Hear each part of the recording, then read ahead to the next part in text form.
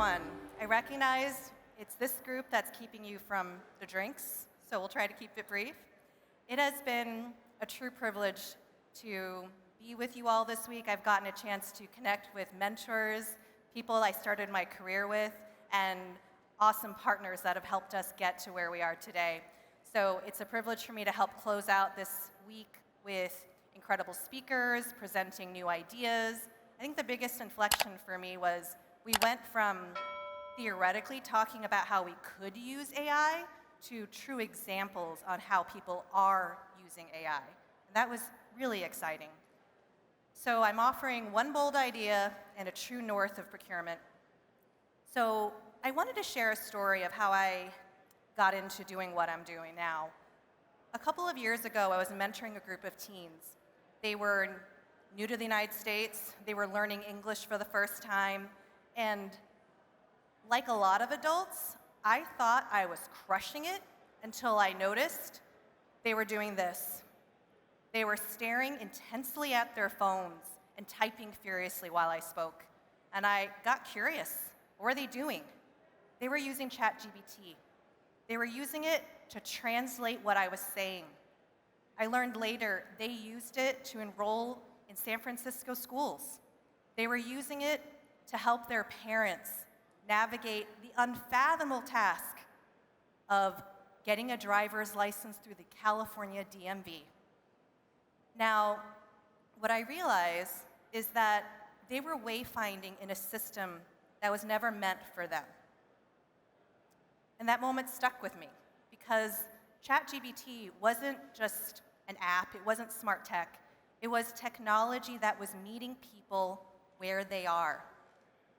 Tools that see us, hear us, understand where we're coming from, what we're trying to do, and help us move forward even when we don't know where to start. That's my bold idea for procurement. What if our function could do the same thing? What if procurement could meet people where they are and help them find their way? Like a lot of us, I have been doing procurement my whole career. I've been doing this more than 2 decades, and we all have lived the same frustrations. We come in excited, looking to partner, but we bear the brand of broken systems, rigid or broken data, rigid systems, roles they don't understand. We're trying to protect the business. We want to enable them, but instead we're seen as blockers. And at the same time, our world has gotten more complex. It's gotten bigger, fast-moving, and we're expected to do more with less. There's this AI that I'm hearing about. But the thing is, the tone is shifting. It's not just in the promise of AI. Now we have evidence. ChatGPT, I feel like I have to remind myself about this. ChatGPT launched in November of 2022. 2022. That is 2.5 years ago. And in 2.5 years, millions of people have changed how they learn, how they work, and how they engage with the world. And I believe it's going to transform procurement to be unrecognizable to the way that we're working with it today. And so those moments with those teenagers, that is part of why I joined OpenAI. It's how I learned how awesome ChatGPT was, because I truly believe technology should lift people, that AI can equalize access to knowledge, to resources, and unlock the potential for people that have been left out or left behind. Think about all of our procurement partners. How often do they feel that way about our process? So, returning back to OpenAI's mission, it is to ensure that artificial general intelligence benefits all of humanity. It's not just what we build, it's how we work with the world. And procurement sits right at that front door. It's a huge responsibility, and it's why my team and I joined, because we wanted to make that mission a reality by shaping not just who we partner with, but reimagining how we do it. So I came to build a procurement function worthy of OpenAI's mission. one that helps OpenAI, the fastest growing company in history, scale boldly, safely, and responsibly. So we're reimagining procurement from the ground up. You heard Kat, my colleague, talk about AI as a true co-pilot. We're using our own tools.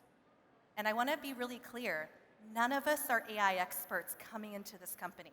We are not engineers, we are not coders. My husband does my IT tech for me. I was able to create a GPT on my first week working at OpenAI. Kat has created, I can't even count how many GPTs she has done to uplift the team and our users. So the possibilities are endless. So we're not building just a product, we're building an approach that leads with empathy, with intention, and accountability. So the North Star I want to paint is procurement can make working with the world easy, fast, and safe to meet every user, no matter what their background, what their procurement fluency, and help them be successful. And we're not doing this for ourselves or just for ourselves in OpenAI. We hope that we learn from conferences like this. We hope that we give back in procurement networks like this. We want to share what we're building and how we're doing it so we can all benefit and learn how to use AI together. So that procurement we're not a back office anymore. We are at the front lines, building trust, scaling values. That's the future my team and I are building forward. I hope you'll join me. Thank you so much.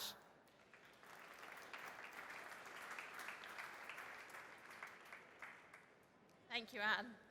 So next onto the stage, we have Michael van Keulen, who is Industry Practice Leader Procurement at Coupa.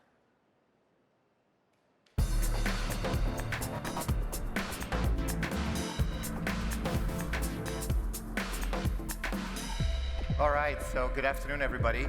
First of all, I wanted to congratulate Matthias and the team on such an amazing event. I've had 2 days of learning, connecting, growing, which is why we all do this together. So congratulations and thank you. Look, I'm a practitioner, and the first thing I wanted to say is there has never been a better time to be in procurement than today. We are challenged with really big disruption, whether it's the tariff discussion we're having, whether it's global unrest, whether it's sustainability, the planet, and everything in between. Times have never been more challenging, and it makes us in procurement more relevant than ever. So I just wanted to say congratulations to those of you here in the room that are practitioners, because there's never been a better time to be in procurement than there is today. Secondly, there is more technology out there than there has ever been. I've been in procurement for over 20 years, which also dates me a little bit. I love procurement. I have never had more choice in software, in partners than there is today, which is amazing, but it also represents a challenge. The challenge being, we have to go back to the core foundation of procurement. What is our unique selling proposition to the companies that we support? And that unique selling proposition is optimizing the value of the spend that we have under our management. And we should never forget that. That is our North Star in terms of what are we here to deliver to the companies that we serve. Now, yes, technology is out there, but please don't forget operating models, don't forget people, don't forget your stakeholders in that journey. If you then think about like, hey, what is this big bold thing that we're building and where are we going?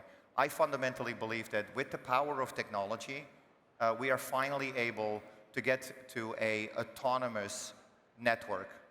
Autonomous being suppliers and buyers coming together where goods and services are being bought, supported by agents, allowing us to bring supply, demand, quality, lead time, payment terms, and really optimizing our supply chain.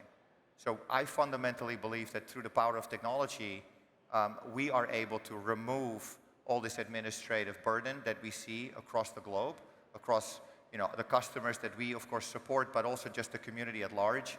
And it allows us to get away from the more tactical operational work and really allow us to do higher value work. Higher value work being drive innovation, really deeper category insights and management, but also become a competitive advantage to the companies that we protect and serve on a day-to-day basis. So I believe that agentic AI, and we've heard AI orchestration and AI intake, and we are hearing all these beautiful terms. But if you kind of boil it down, work on your foundational layer. Make sure you got real data from real companies doing real business with real suppliers in a structured, governed, controlled way. Then allow your agents to sit on top of that layer and really optimize the value. That can be through autonomous commerce, but it ultimately is about optimizing the value of the spend that we have under management. So again, focus on your operating model, focus on your people. Yes, the technology is out there, and I think we're going to see a continued acceleration. We heard some great sessions today and yesterday as well around the power of AI, but please don't underestimate the importance of having structured, reliable data as your layer underneath that, so that your AI agents are being trained on data that you understand, you know you can trust, has certain governance around that, and has guardrails, so that you can trust the algorithms and the outcomes of what the AI agents are prescribing to you. So that's all I wanted to share. I look forward to seeing you at drinks, and I think we're going to be off to the next one. Thank you, guys. I appreciate it. Thank you so much. Next onto the stage, we have Alexander Pilsl, who is CFO at TeamViewer.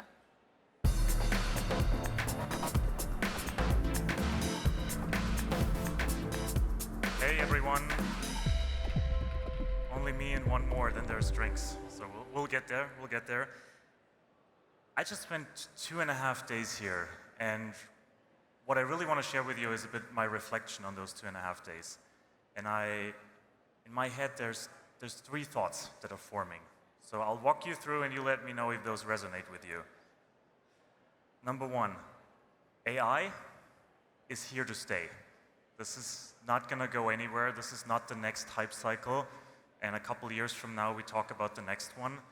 This is not your next blockchain that all of us talked about 5 years ago, and the only thing remained is Bitcoin, I think. This is much more significant. This is a seismic shift in how we work, and I truly believe that after what I've seen in the last 2.5 days here. And it's already here for more than 2 years, is what we just heard. So AI is here to stay. Get comfortable with it. If not now, then never. Huge opportunity, both for productivity and procurement, but also decision making, and with that, value. That's what we're all after, right? Second, despite that, and despite what all of that means, there's other things we can't lose focus of. Remember last year, the year before, what all of us have been talking about? Decarbonization, ESG, risk management, the impact of COVID and other global phenomenons. That stuff's not going away. I bet that a lot of you in the room still have net zero targets. When are they? 2030, 2035, some going to 2050. Worst case scenario, you're due in 5 years. What do you do about that today?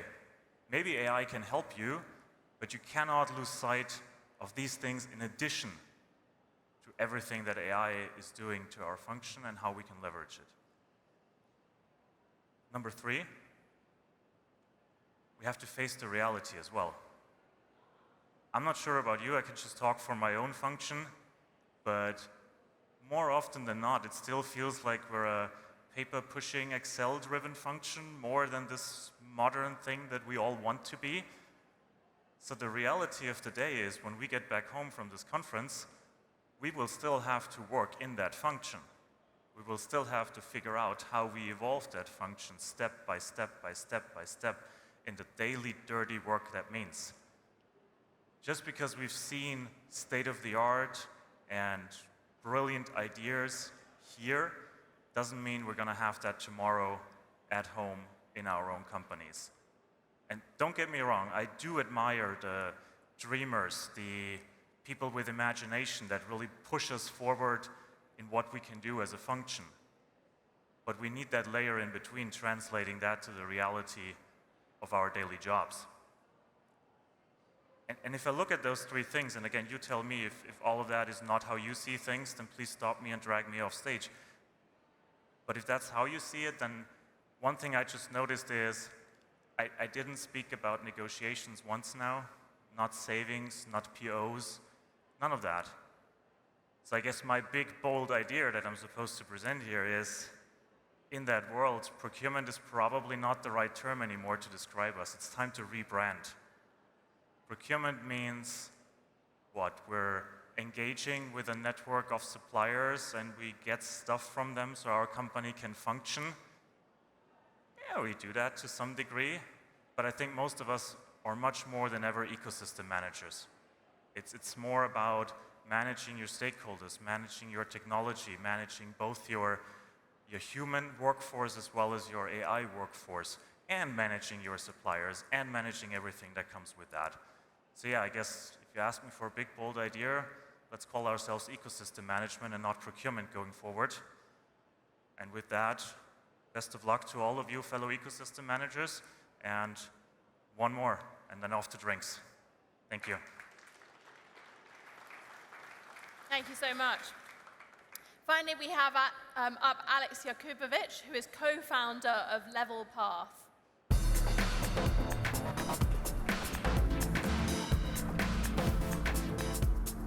All right, we made it.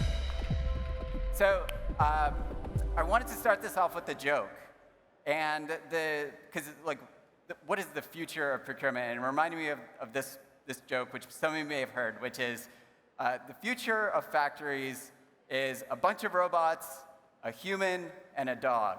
Who's heard this one? Yes, okay, excellent. Then you all need to laugh at the end, okay? All right, so the purpose of the human is to feed the dog. And the purpose of the dog is to make sure that the human doesn't touch any of the robots. So, all right, well, that one killed the first time I told it, but all right, thank you. All right, so I'm Alex Yakubovich, co-founder of Levelpath, and previously I was a co-founder and CEO of a company called Scout RFP, which was acquired by Workday, where I went on to lead spend management. And so I've been in procurement technology for 14 years, and to echo what the other folks have been saying, there's never been a better time, never been a faster time to build technology, especially in procurement. It's super exciting. And so the thing that I wanted to talk about really quickly is, when we look at what the future of technology is in procurement, what has been the limiting factor? Like, what is the limiting factor to where we can go with procurement tech? And I thought that could be the big idea. And the limiting factor historically has been Moore's Law in technology. And so Moore's Law, penned by Gordon Moore, co-founder of Intel, is basically every 2 years, the number of transistors on a microprocessor doubles. And that has been, for the last 50 years, a steady, streamlined line that has been dictating where software can go. And until just a few years ago, when ChatGPT had its big moment and has far eclipsed any amount of spending that we've ever seen, just among the top 4 spenders, does anybody know how much just among the top 4 spenders in America is being spent on AI infrastructure just this year? Over $300 billion. And that doesn't include companies like OpenAI and Anthropic, which are also spending billions of dollars on AI infrastructure. So the limit to where this is going is actually far, far bigger than anything that we've ever seen, historically, bigger than anything we've seen. And so what is the limit here? And the answer is we don't really know because of how much is being spent on just the infrastructure and power as well. The other thing about power, we're lighting up nuclear power plants across America, including like 3 Mile Island, just to power AI, which is mind-boggling, right? Just like from a data and facts perspective, this is an incredible amount of energy and time and money that is being spent in infrastructure just this year and next year. And so what is the limiting factor to what can be accomplished with AI? And the answer is really creativity. And that genuinely is it. We heard from Eloise Epstein, who went up here and she talked about, like, what are your 20 agents? What are your 20 agents going to be? And the only way that we really figure that out, and as somebody who, Levelpath is just 3 years old, and so we launched after ChatGPT came out. And so for us, we've been building in this, we never had to re-platform or rebuild or redo anything. because we've been able to build Freshly from the beginning, but as a result, we have been able to, we've had to keep up with the advancements in LLMs as they've been coming out and the technologies that have been coming out. And so we're seeing the rapid pace that you're able to achieve throughout. And so the thing that every one of us needs to do, and you're all here doing it, which is amazing, is just staying curious. Staying curious and trying technologies and giving them another try in 6 months, giving it another try in 6 months, because with this level of investment that we've never, ever seen before as a world, like in any industry, the technologies of today are going to look very different from the technologies of tomorrow.